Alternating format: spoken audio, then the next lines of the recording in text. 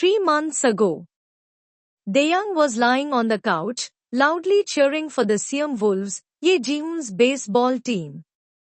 His voice filled the room with excitement. Dajung looked at him and rolled her eyes, feeling tired of his behavior. She turned away and walked toward the table, holding a stack of divorce papers in her hands. As she placed them down, a memory came to her mind, a day back in 2001. That day, Daeyoung had refused to speak to her, staying silent and cold. He had been upset because she had gone to see a movie with Ilkwon. Dajung had said sorry and tried to cheer Daeyoung up, and when he still wouldn't talk to her, she had suddenly said, "I love you." Daeyoung had turned around quickly and asked in an angry voice, "Why would you say that?"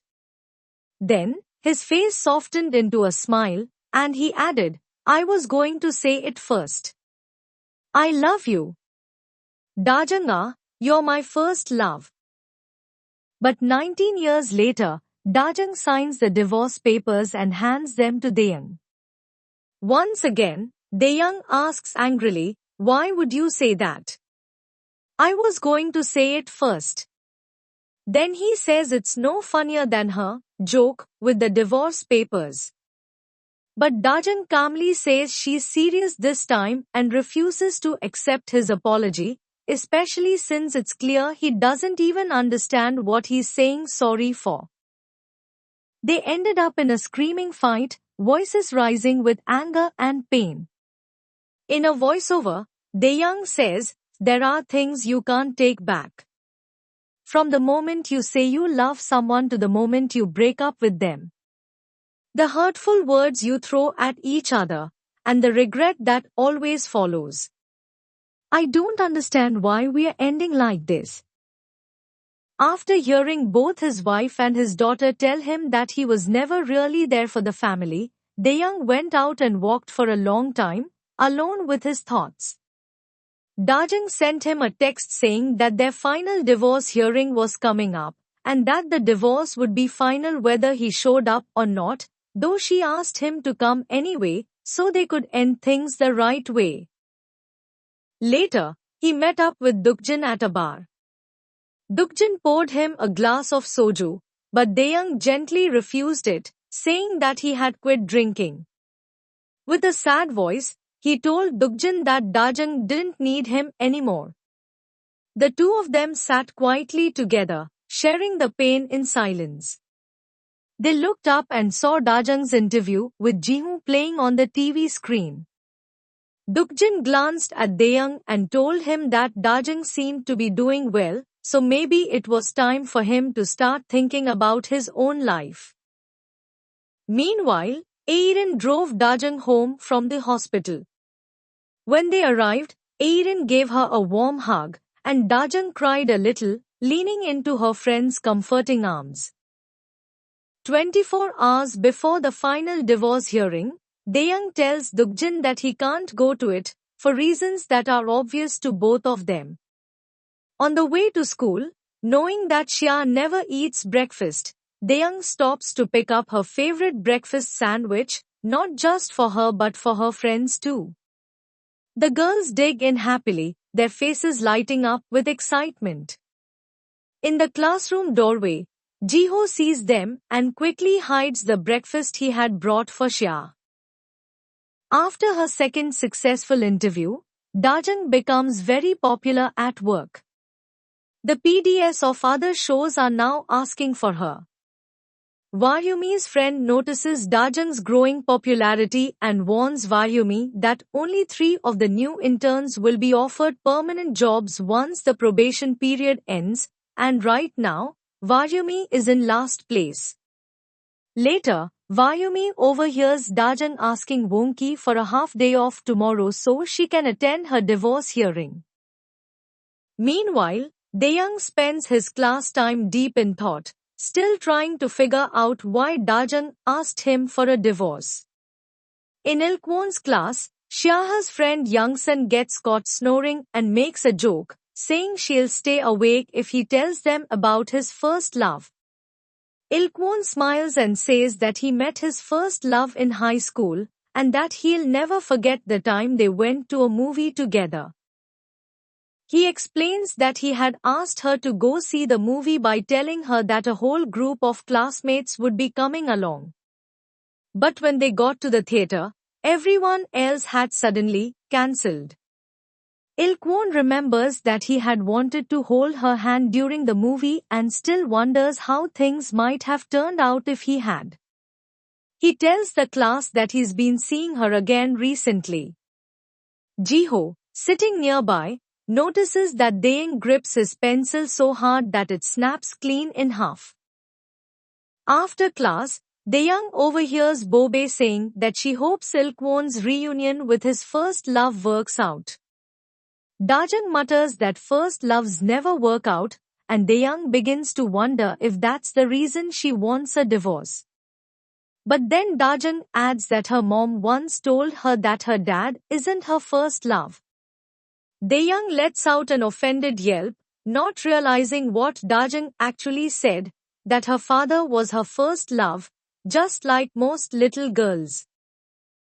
Still feeling annoyed, Daeung walks past Dajang on the street after school without saying anything. But when he sees that she's struggling with heavy bags, he gives in and helps her carry them. They head toward a cafe, and as he walks beside her, he decides it's time to tell her who he really is.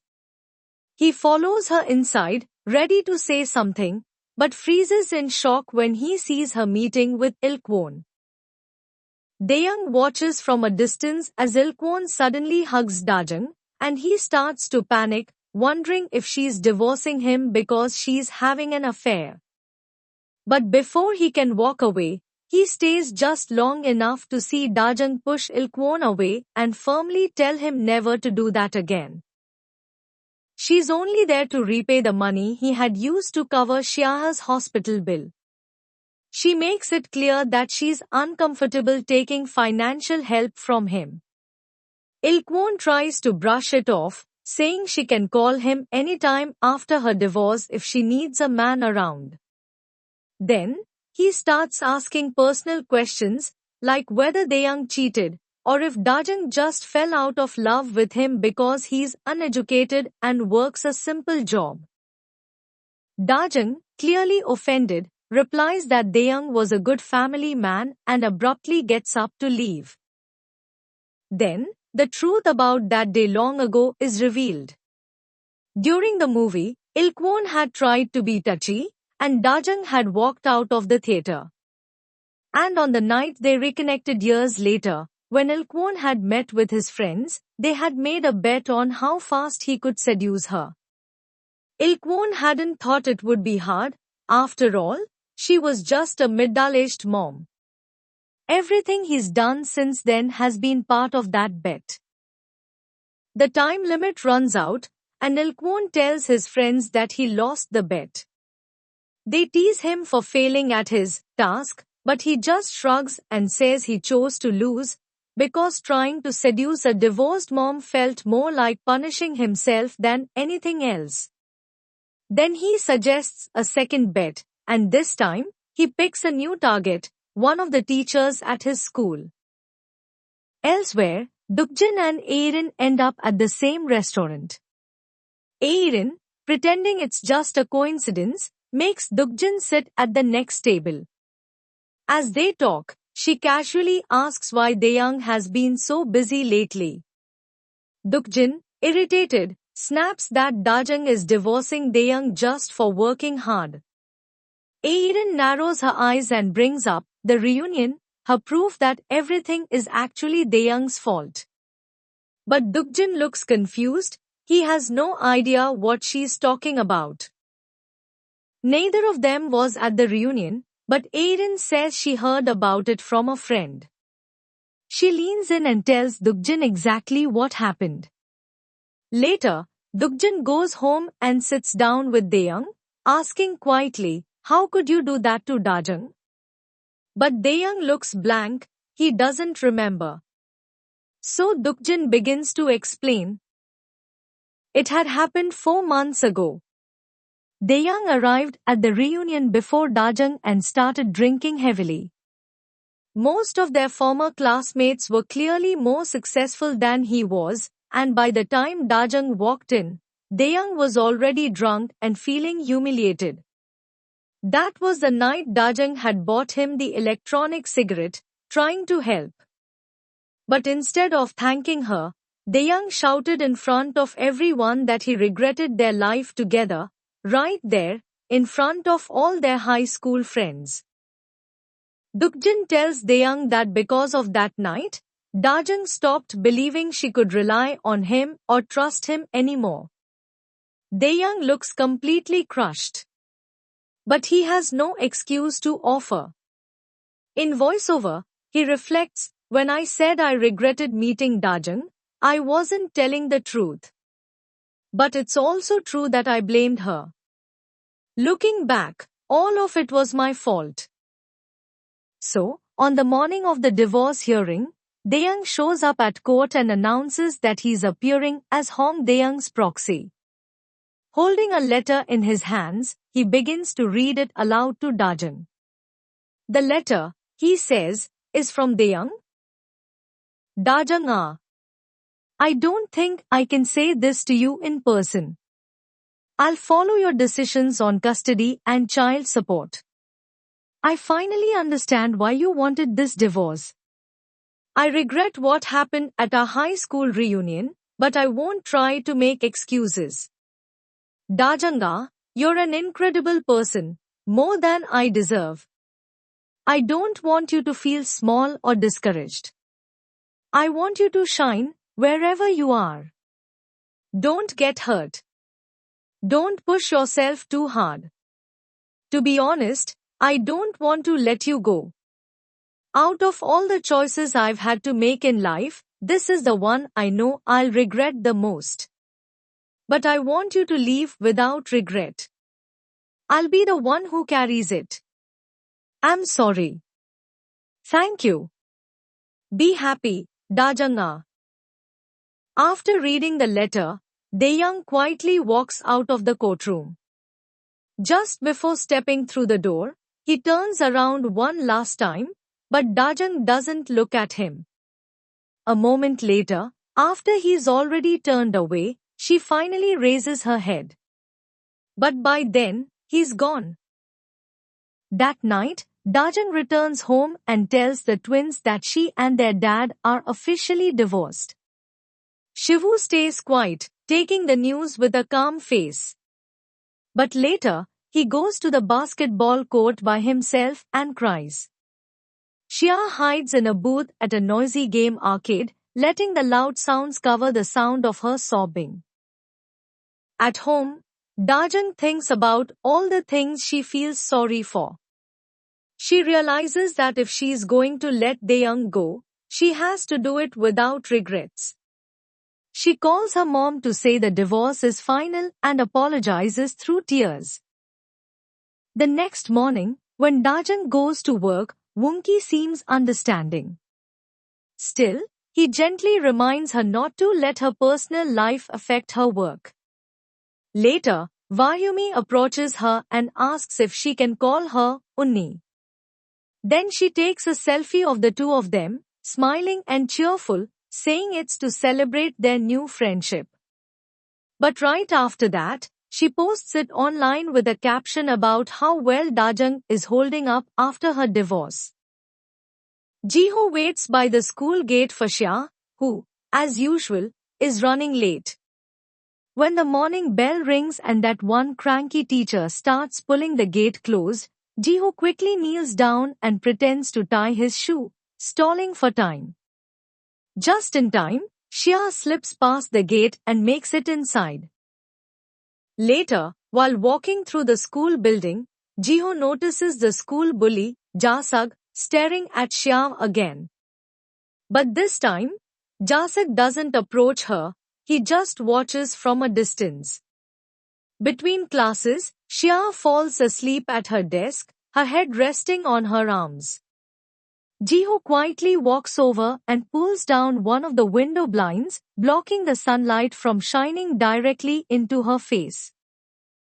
Meanwhile, at JBC, news of Dajang's divorce slowly begins to spread, thanks to Vayumi's little accident. Vayumi puts on her best innocent face and acts as if she feels awful about it, but Dajang remains calm. She says it was bound to come out eventually and there's nothing she can do about it now. Off to the side, Jayang squints suspiciously at Vayumi, clearly not buying the act. Back at home, Dayang skips school. Feeling down, he opens the fridge and grabs a beer. Just as he's about to drink, the doorbell rings. It's teacher OK, and she's shocked to see an underage student holding a beer can. As she stands frozen in surprise, Dukjin strolls over, unaware of the situation.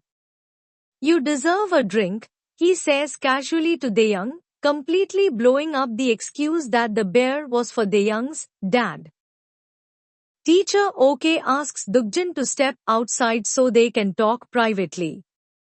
She wants to know why Wuyang is skipping school and drinking. Caught off guard, Dukjin blurts out, "Because of the divorce," before quickly backpedaling and claiming he doesn't really know what's going on.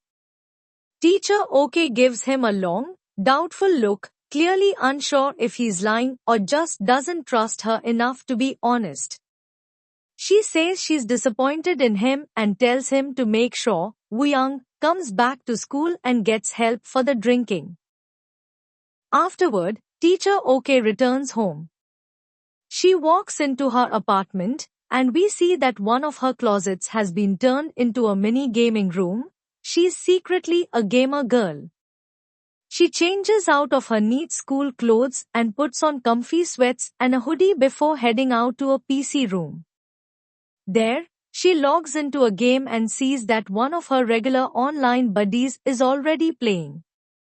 But he's in a bad mood, complaining that he embarrassed himself in front of his crush and doesn't feel like gaming.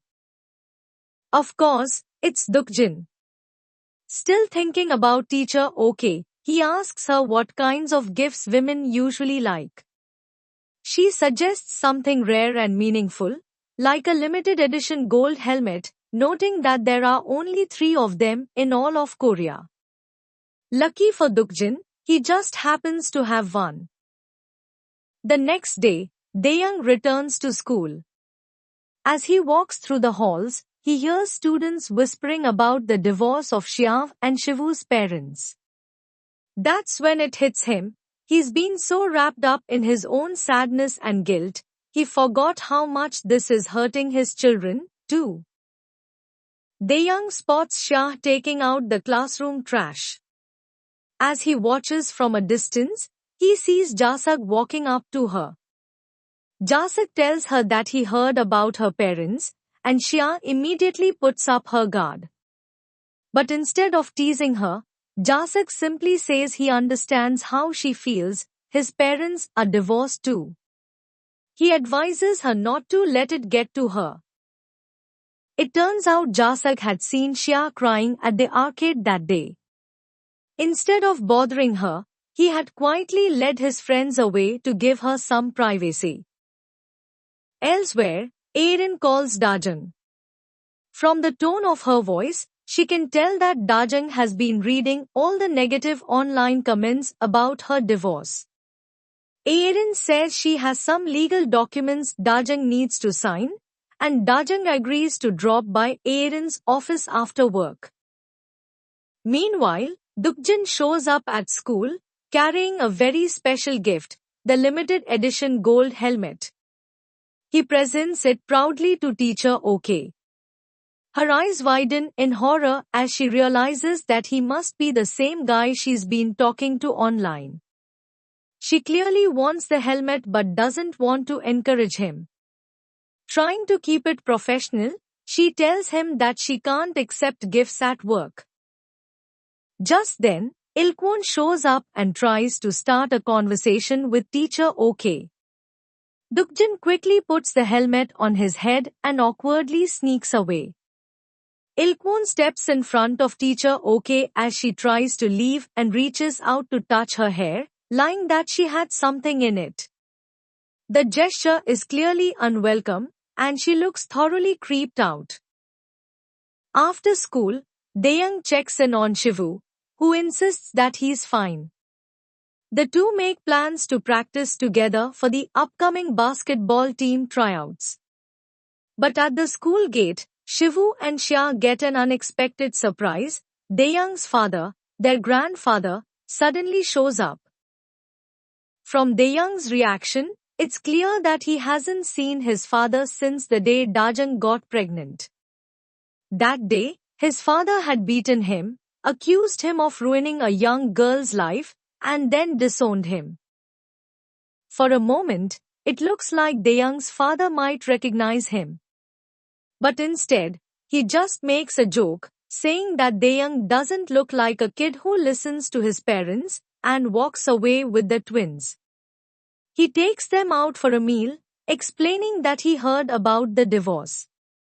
The twins tell him not to worry about them. From outside the restaurant, Dayoung watches them through the window. Afterward, he quietly follows his father onto a bus. He sits a few rows behind, looking heartbroken. For a brief moment, he looks like his adult self again as he watches his father, who is beginning his night shift as a bus driver. Just then, Dayoung gets a call from Dukjin, who urges him to come to the office immediately, but refuses to say why. When Dayoung arrives, he finds Ye Jihoon there, signing a contract to appear in one of Dukjin's company's advertisements. Dukjin had planned this as a surprise for Dayoung. Unfortunately, Jihoon can't stay long, so instead he signs an autograph for Dayoung. But Dukjin, flustered and unsure, hilariously can't decide which name Jihoon should sign it to. On his way out, Jihoon runs into Dajang inside the elevator. They start talking quietly outside the building when Dayoung arrives nearby. He hangs back, trying not to be noticed, but listens in on their conversation.